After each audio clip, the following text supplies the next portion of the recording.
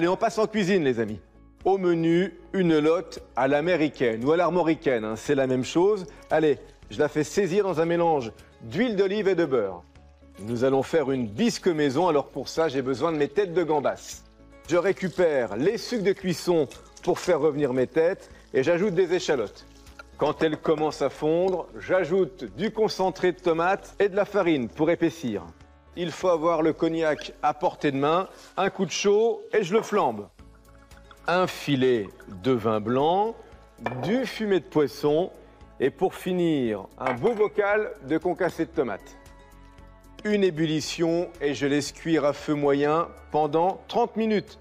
Revenons à nos gambas, je les coupe en deux et je retire le boyau avant de les saisir. Pour rester dans la tradition, je passe cette belle sauce.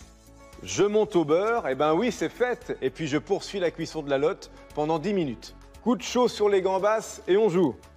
Quelques pluches de cerfeuil pour le goût et la couleur, et bien voilà, un joli plat festif. Guettez les promotions, il y en a souvent autour de ce poisson.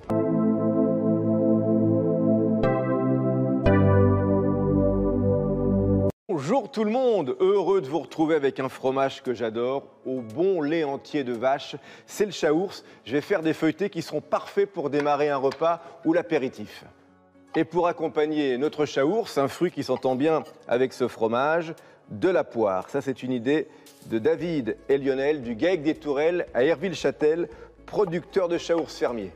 Pour le fromage, il y a deux écoles, avec ou sans la croûte. J'en enlève juste une partie pour qu'elle ne dégage pas trop d'amertume à la cuisson. Mais ça, c'est un fromage délicieux, vous le savez. Il bénéficie d'ailleurs de l'AOP, la fameuse appellation d'origine protégée. On le fabrique sur 2 départements, l'Aube et l'Yonne.